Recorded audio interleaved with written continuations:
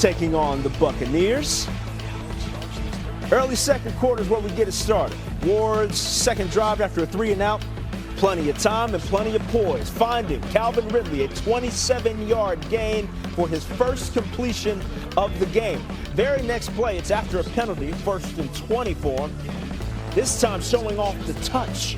Over one defender, underneath another one, a first down to, once again, Calvin Ridley. 2 plays later, it's more Ward to Ridley. 13-yard gain on 3 targets. He was 3 for 3 to the veteran wideout. First down, Titans. Later in the drive, it's 3rd and 9. Money down. This time finding Chigakonkwu for the stick, at the sticks for a first down. And then 3 plays later, Tyler Lockett on the receiving end. 2nd and goal now. Tony Pollard does the dirty work. Titans would lose that. I felt good operation-wise. We really didn't have any MAs. I think the biggest thing was just us being able to play in a real game atmosphere together, getting the vibe of each other and then playing together like we did. It's not really too different from college. Just more being, I would say, alerted on 3rd downs.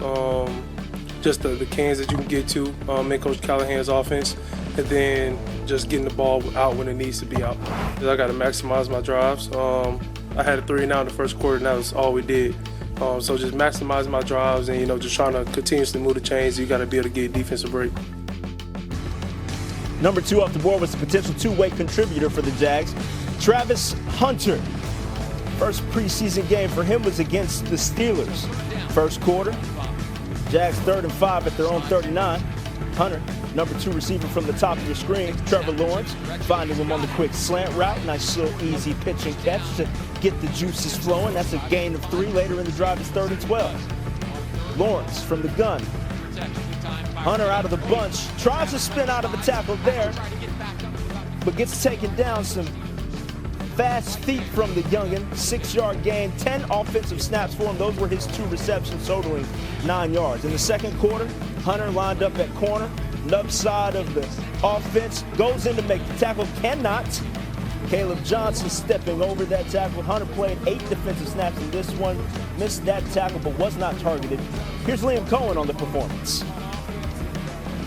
I think he made a couple good catches on some option routes and missed the 1 tackle defensively that I noticed. Like, that was the only things that I kind of noticed about his overall play. In terms of that, I'll have to watch the tape on how he operated defensively a little bit more. He wanted to keep playing offense. After the first drive, he came up to me. He's like, "Can I go back in on O?" I'm like, no, time to go on D. So that was no problem from a communication standpoint. Okay, before we go any further, let's get Coach Herm Edwards here to discuss this here, because yesterday we talked about the balance of offensive and defensive snaps for one Travis Hunter. I know he has the iron lungs, but it's about management all the while. So how do you feel like the Jaguars approached that Saturday night? Well, I thought what they did really a nice job of this, allowing him to play offense first. Why? It gets the fan base all excited. What do? First play of the game, they throw him a pass. Throw him a little hitch pass. He catches it, and it really can't, go anywhere with it. But they got him involved in the offense early. I mean, the fan base is excited about it. Here, same route again, okay. And so here we go. And then he played a little bit of defense. Yeah. I played corner. The issue I have is this, to be quite honest. When the season starts, not preseason, how are they going to use this guy?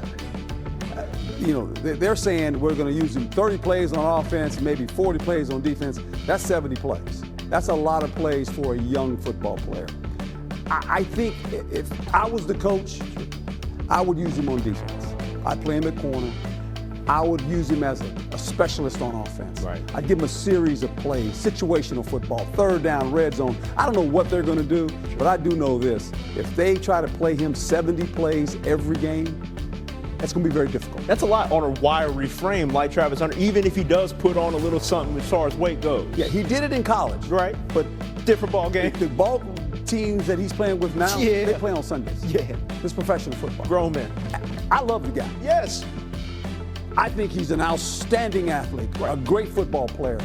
But don't marginalize the guy and wear him out by making him play both ways. Yeah, finding little packages to get him in on those sub sort of categories that he can come in there, have those special plays built for him. that is how you likely maximize on his talent. Now, shifting a little bit to the top pick overall, Cam Ward. We know that it's essential for rookies like him to get off to fast starts just generally. And got an early scoring drive out there for Tennessee. How did you feel he did in the first show? Well, I thought, anxiety. He's got a lot of pressure on him. And he's the first player pick. He goes to a place that basically wasn't very good last year, right?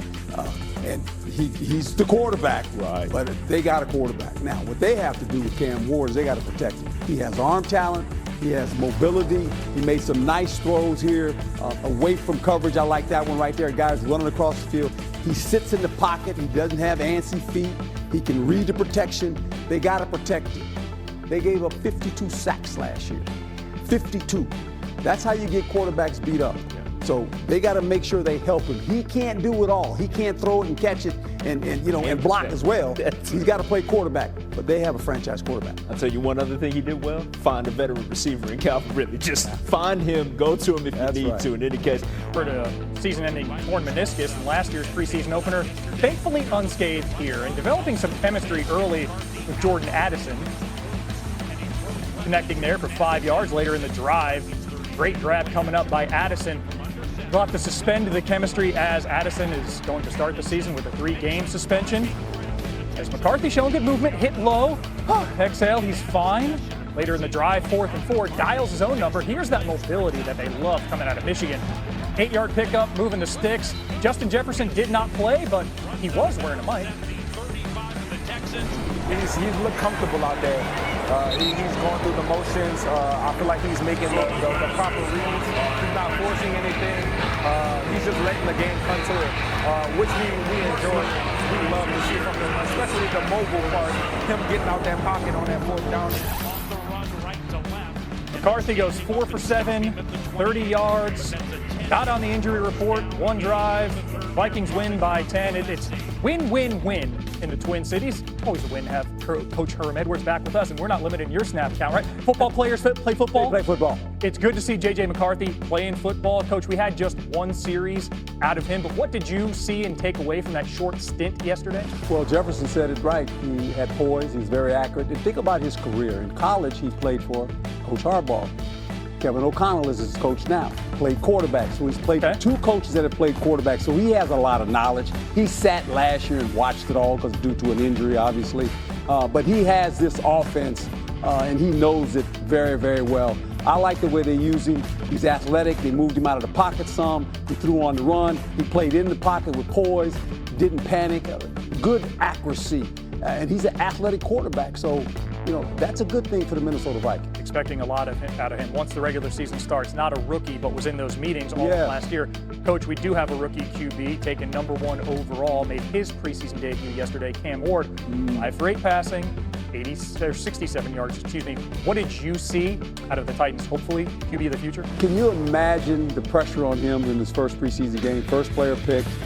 And he's supposed to, uplift this franchise. I thought the first series, he had a little anxiety, threw some high balls. And after that, he settled down, stood in the pocket strong, has nice presence about himself, look down the field. Look, he's not panicking, threw a nice ball here. He did a nice job of getting the ball out of his hand, reading the defense. Now, you're not going to get a whole lot of exotic defenses. You're going to get single safety high, maybe some cover 2 quarters. But he did a nice job of understanding what the defense looked like and where to get the ball to the receiver. And we know he can handle a change of scenery, hit the ground running at Incarnate Word, Wazoo, Miami. Coach, you got some steps left in you. We have more from you coming up throughout SportsCenter. Football players play football, They play football. They play football. And what we do, we get to talk about football. Love it. It's a good thing. Coach looking like the best in the studio. Scooby and Phil back with you on SportsCenter. Justin Fields making his Jets preseason debut. Here he is in his lone series on 3rd and 15, using those legs like he does. Can't catch me, man. Come on.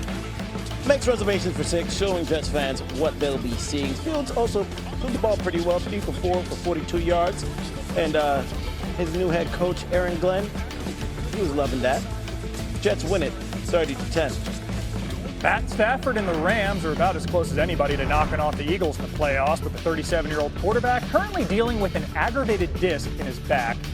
threw 68 passes at the team facility Saturday as part of a workout per Sean McVay. McVay also said Stafford threw the ball well and could participate in individual drills Monday. We're joined now by senior NFL insider Jeremy Fowler. So Jeremy, Stafford is practicing, but we're tracking throws, so that's optimism, I guess, curbed. What more can you tell us about Stafford's recovery? Well, Matthew Stafford is tracking for week 1, Phil. The Rams feel good about that. They were just erring on the side of caution here because they're dealing with a lower back injury. So they just didn't want to re-aggravate that. He's had back issues in the past. He's played through a lot of injuries over the years. So 37 years old. They're just trying to monitor him. The Rams' goal really was, as long as we get him back by mid-August, early to mid-August, that he can start practicing, getting in the rhythm of that second or third preseason game leading up to it. They felt they'd be in good shape with him being ready for week 1. They didn't want to put him in a week early where he'd get a setback. So it looks like everything went well on Saturday. Monday, he could be, somewhat limited, but they'll ease him back in, and it should be tracking well. All 32 teams take the preseason field this weekend. The Bears and Dolphins open their preseasons today against each other. What's the latest camp chatter for these teams, starting with Miami? I'll go with Tyreek Hill. So his status is uncertain. He's dealing with an oblique injury right now. When he gets back in the lineup, it's still up in the air right now. I have talked to a few teams that are at least monitoring his future a little bit. Could he be a potential trade target? Now, I know the Dolphins earlier this summer were telling teams, no, we're not trading Tyreek Hill. But they just, wonder, is he going to be available? It could be wishful thinking. Maybe they want him to be available. But he's a player that when I bring up to teams, hey, who's sort of a trade target you're watching, they bring up Tyreek Hill. So we'll see. He's a big option for Tua. That would be a major move if they did move away from him. Then you got the Chicago Bears. So they have an arsenal of playmakers that they really like under Ben Johnson. I'll start with Rome Odunze. I talked to him recently at training camp. He told me he's not worried about being a wide receiver 1, wide receiver 2. His goal is to be an option on every single play. And you see Colston Loveland right there, the tight end. He moves different. He's got a special skill set. I expect him to be heavily involved. You can tell Caleb Williams rolls out. He's going to be looking Loveland's way a lot. You and I spoke yesterday about Travis Hunter, the season expectations for both workload and balance. Yesterday, we got a first look at the two-way player. What are you hearing about the reaction to Hunter's debut? So teams I talked to think that should probably be a healthy split like you saw last night. A little more on offense, but a decent amount of snaps on defense. I think he ended up with 19 snaps, 10 and 9. So pretty clean performance. They said, look, he can do it in a setting like this where it's lower snap counts, and he looks good. One scout told me it's clear that he moves a little differently than a lot of others. Special skill set, special athlete, but if you're talking 70, 80 snaps over a game, over 17 games, there's still a lot of skepticism. But at least that was a good little blueprint for what you could do, how you could use them. Put him in there for a couple snaps on offense, bring him off, get him some water, bring him back in.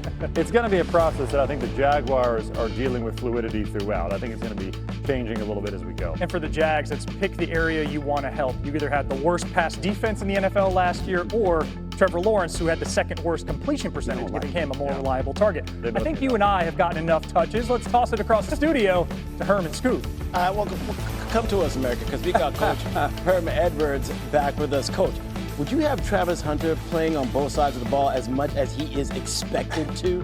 No, he's not going to play 70 snaps in every game. That's ridiculous. I mean, he won't be able to do that. He'll beat him up.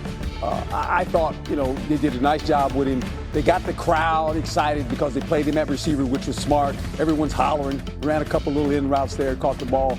Then he played some on defense. I would put him on defense and allow him to play corner, and then have packages for him as an offensive player. He's a unicorn. He's a unique player. But at the end of the day, first of all, if he's going to play defense, you got to tackle. You're going to have to tackle better. Because if he doesn't tackle better, guess what? Every time he lines up, they're going to squeeze the formation. They're going to force him to tackle offensively. That's the first thing I do with him. I try to beat him up over there. You don't want to tackle? We're going to run the ball at you. That's what offenses are going to do. I mean, when it becomes real football, they game plan guys. The next game he plays in the preseason, he's got to tackle better. He's got to show people I can tackle better than this. Yeah, coaches are definitely going to try and game plan with a guy like Travis Hunter who can hurt you on both sides of. Vikings hosting the Texans. McCarthy suffered a season-ending torn meniscus in last year's preseason opener.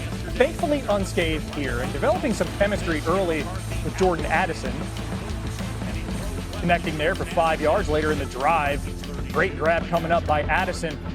They'll have to suspend the chemistry as Addison is going to start the season with a 3-game suspension. As McCarthy showing good movement, hit low. Exhale, he's fine. Later in the drive, 4th and 4, dials his own number. Here's that mobility that they love coming out of Michigan. 8-yard pickup, moving the sticks. Justin Jefferson did not play, but he was wearing a mic.